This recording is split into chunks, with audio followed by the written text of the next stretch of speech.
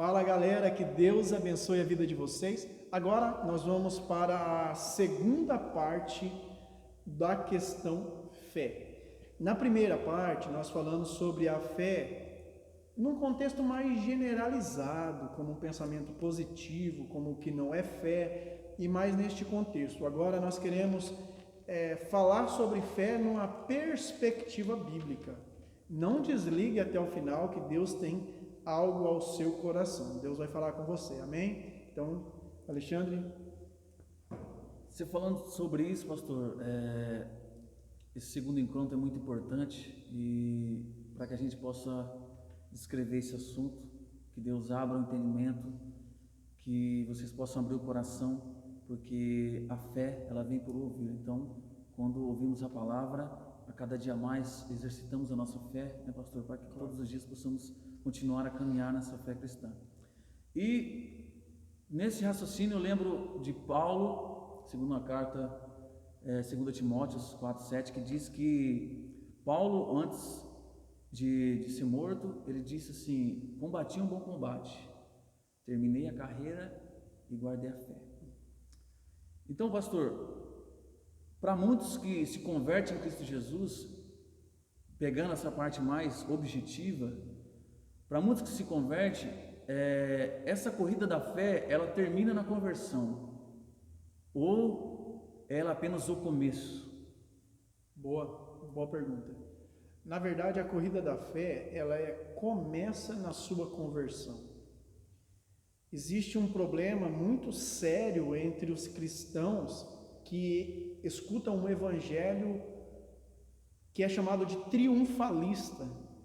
Uma palavra talvez estranha para vocês, mas o evangelho triunfalista é aquele que diz: você pode determinar que vai acontecer, a sua palavra diz, olha, aqui vai ser assim e será assim. Esse é o evangelho triunfalista. Então acontece que às vezes uma pessoa está doente e ela quer determinar que aquela pessoa seja curada e ela não é curada. Então ela logo desiste da sua fé, por causa que ela já iniciou-se errado. E a fé, como você disse, é o começo ou é o final da carreira? Ela é o começo. E há um problema muito sério, Alexandre, sabe por quê? Tem pessoas que pensam que a vida cristã é um tiro de 100 metros. Então ela começa correndo naquela fé e vai.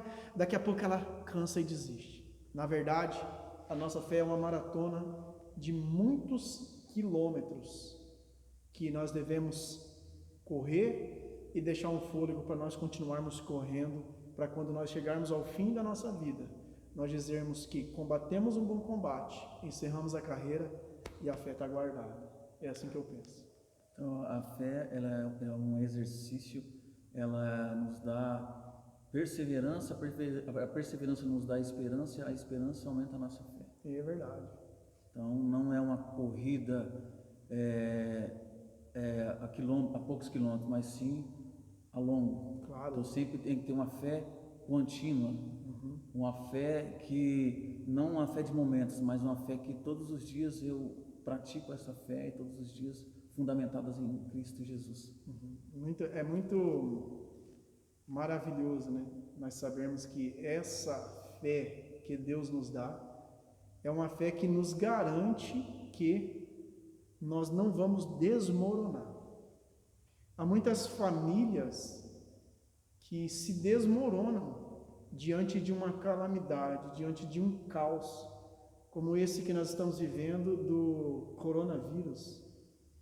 Mas aqueles que têm a fé verdadeira em Cristo, ele não desmorona. Quero fazer uma pergunta para você e pedir para que você faça um comentário. Existem duas pessoas. A primeira, ela acredita que Deus pode dar. Então ela ora e Deus dá logo para ela. Essa pessoa tem fé, né? A segunda, ela acredita que Deus pode dar, mas passa 1 ano, 2 anos, 10 anos, 20 anos, ela não recebe nada, mas ainda assim ela continua crendo que Deus é Deus. No popular, aquele que acredita e recebe logo, tem fé. Aquele que pede e nunca recebe, não tem fé. Mas eu tenho uma pergunta para você. Se uma pessoa quer algo e há muitos anos e não recebe, continua crendo em Deus, essa pessoa tem fé, o amor dela continua firme em Deus apesar de não receber algo de Deus. Pensando nessa pergunta da igreja primitiva, eles eram muitas vezes perseguidos e massacrados, ateavam fogos, eles eram crucificados. E meio a todos aquele sofrimento, eles creiam na palavra, em Deus. Então a pessoa que ela espera e ainda não recebeu, ela não está baseada a sua fé naquilo que Deus pode dar para ela. Não é uma fé oportunista, que a qualquer momento eu acho que Deus pode me dar alguma coisa, apesar dele ser dono de tudo, mas ele não é obrigado a me dar algo na hora que sim eu quero, mas sim aquilo que é preciso, que ele sabe a hora. Então, o crente maduro na fé é aquele crente que ele não é determinado pelas ações que na terra, e nem porque Deus não deu algo a ele, significa que Deus o esqueceu. Ele entende que Deus tem um tempo, uma hora certa, e se ele não recebeu, é porque Deus sabe que ele precisa daquilo ou não precisa, se ele pode ficar sem ou não ficar sem. Então, para entendermos melhor, eu lembro que a palavra emuná, ela significa fé, só que ela tem uma etimologia muito mais antiga, que vem do emã, juntamente aí o amém, que muitos dizem amém na igreja, significa nisso eu me firmo, e o emã vem firme, você se agarra em algo que você dá a sua vida, você se entrega totalmente por aquilo, não pelas coisas, mas por uma essência muito maior que só a fé pode te dar.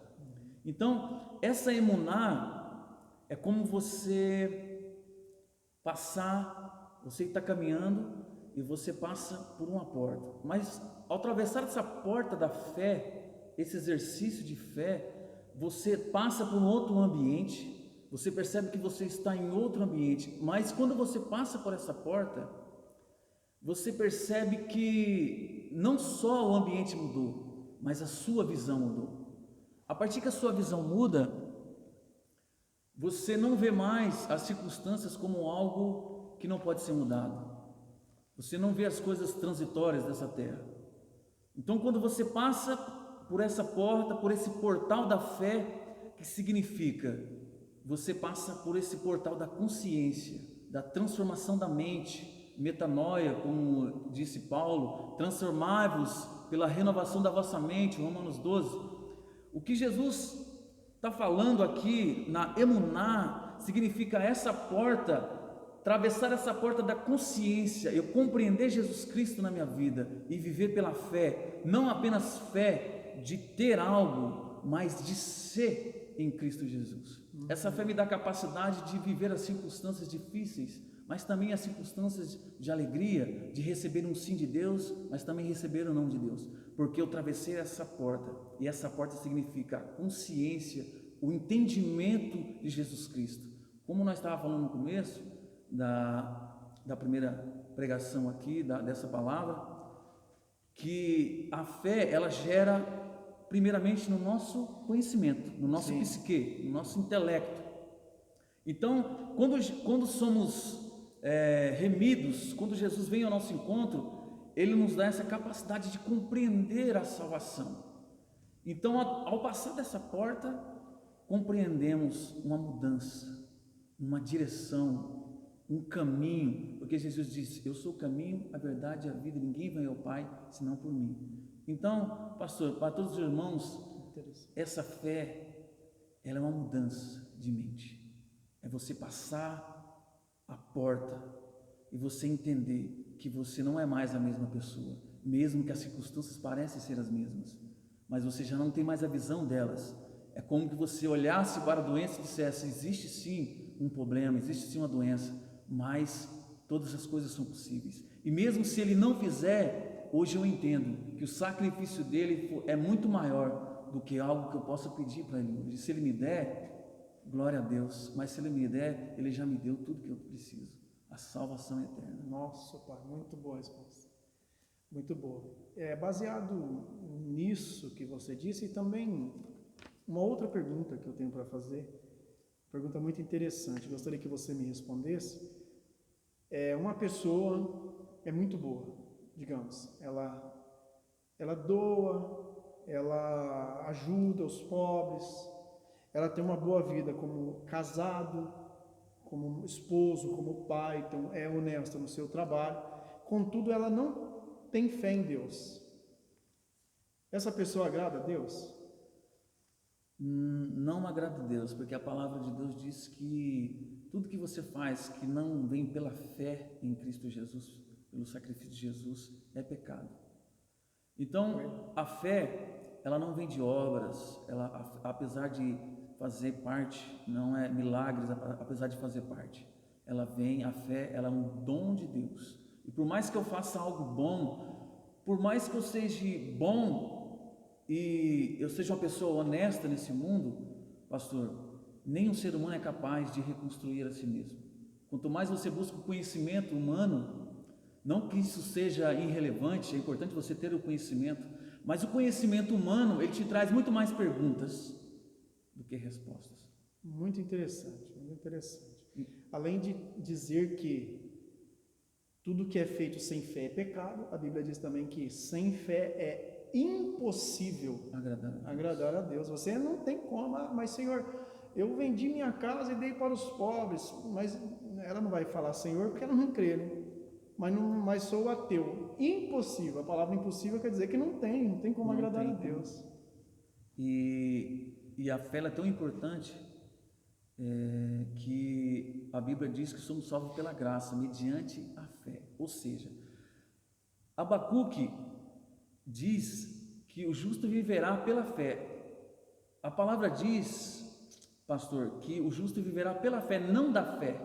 Pela fé significa eu caminhar continuamente, todos os dias pela fé.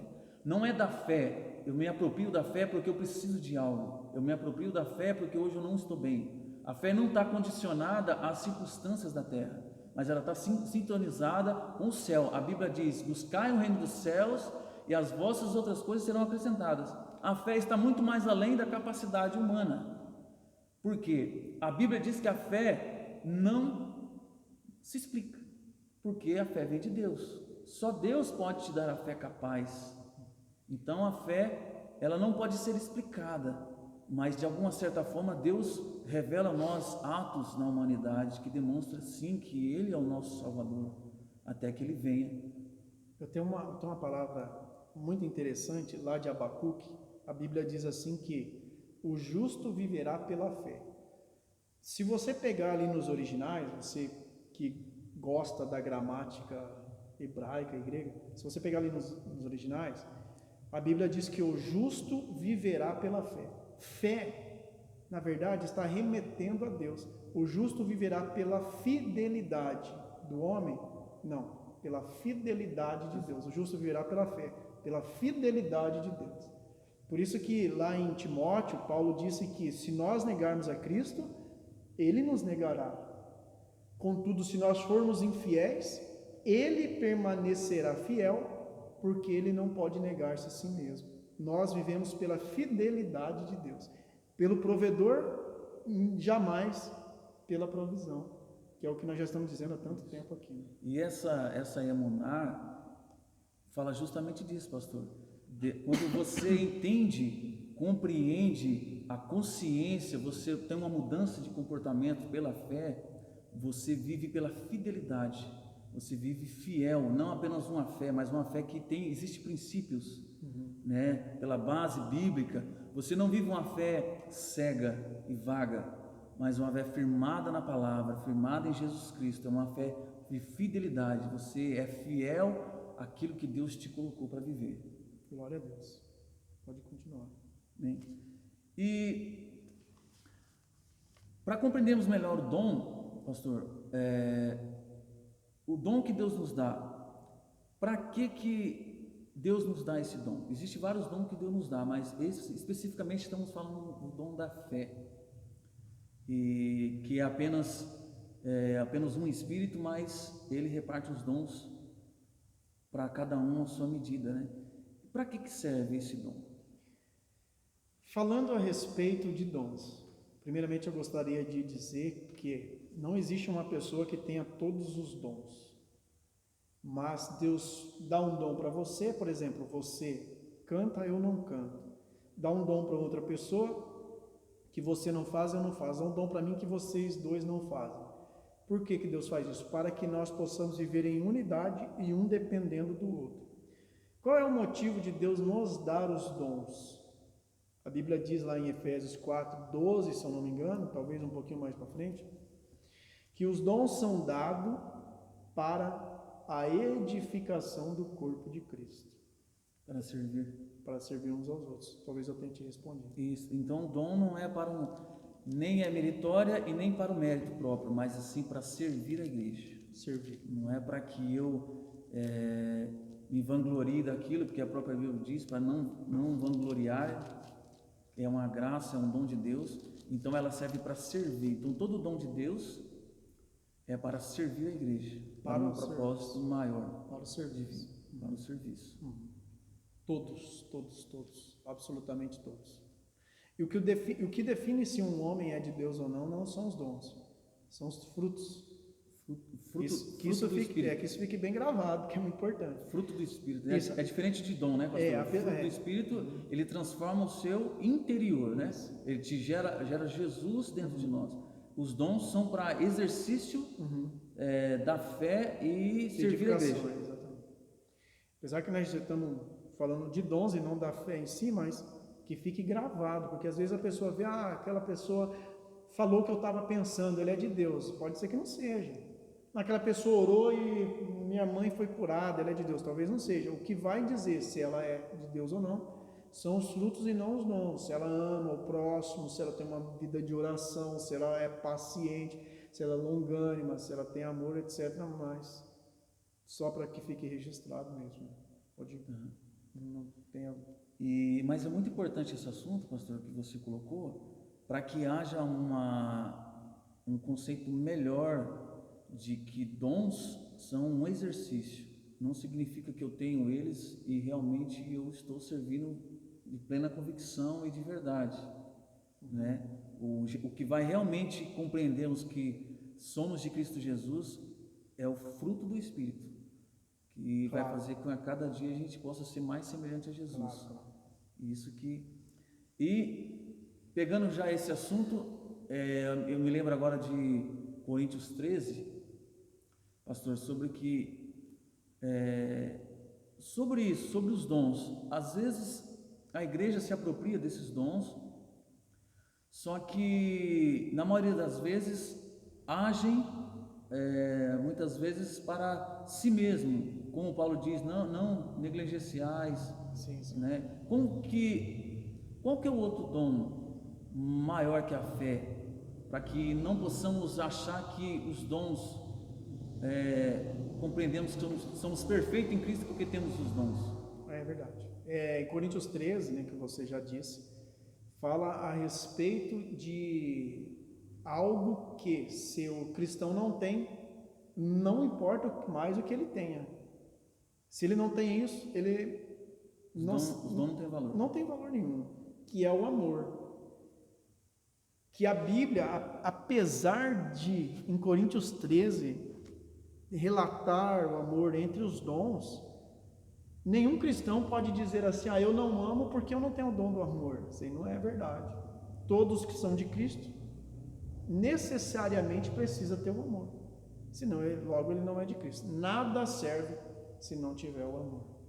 Então o amor ele é o pilar. João diz que Deus é amor. Então eu posso ter todos os dons. Às vezes tem pessoas que têm dons, mas o dom maior que devemos ter é o amor de Deus sobre nós, a compaixão, amar uns aos outros, viver em unidade, como você falou, né? Não uma unidade mascarada, mas uma unidade baseada na verdade, na palavra, né? Para que esses dons sejam exercidos através do amor, porque senão ele não tem sentido sem o amor. Ele não vai ter valor, porque Jesus disse, né? Mesmo que você fale a língua dos homens, dos anjos, profecias, dons de curas, se você não tiver o amor, nenhum deles vai ter valor, porque o amor ele é a base. Paulo disse. Ele é a base, ele é Deus. Né? O sacrifício foi pelo amor. Né? Deus amou o mundo de tal maneira, Que Deus é. para você que está aí nos ouvindo, e se não conhece a Deus, Deus amou o mundo de tal maneira, Ele nos amou, para que todos que nele crê não pereçam, né, pastor? Mas tem a vida eterna. Mas tenham a vida Glória a eterna. Deus. Amém? Amém, pastor. Então, assim, foi muito assim edificante, muito bom. Espero que os irmãos consigam buscar em Deus mais respostas, que vocês possam orar mais, né, pastor? Claro. Buscar mais a palavra, ter mais intimidade, essa espiritualidade com Deus e compreender que a fé ela começa pela razão, ou seja, o conhecimento. Eu preciso buscar para que a fé ela possa crescer todos os dias, um exercício, né, pastor? Exatamente. Então tá, para finalizar então, Alexandre, eu agradeço você por ter estudado, por ter nos abençoado dessa maneira. Agradeço também ao Nelson e a Fernanda que está aqui na assistência técnica deste vídeo. Agradeço a você que está assistindo até o final e que Deus abençoe a sua vida. Existe uma palavra que diz assim que aquele que tiver a fé como um grão de mostarda, algumas traduções dizem o tamanho do grão de mostarda, mas muitos estudiosos dizem que a tradução real deveria ser como, uma comparação e não do tamanho. Aquele que tiver uma fé como um grão de mostarda, dirá a esse monte, passa daqui e precipita tipo o meio do mar e ele irá. Que é uma fé como um grão de mostarda? Um grão de mostarda é pequenininho, mas que depois se torna uma grande árvore. Ou seja, aquele que tem fé, ainda que seja pequena, mas que vai exercitando e ele se torna cada vez maior, farão coisas que são impossíveis aos homens comuns. Amém? Então exercite a tua fé, deixa Deus cuidar de você, pense no que é a fé, que não é um pensamento positivo, mas é a fé bíblica de tudo aquilo que nós dissemos, e que Deus abençoe você. Tenha uma boa semana, em nome de Jesus. Deus abençoe cada um de vocês. Deus possa grandemente abrir o coração para que vocês possam a cada dia mais aumentar a fé. E como disse Paulo, combati um bom combate, terminei a corrida e guardei a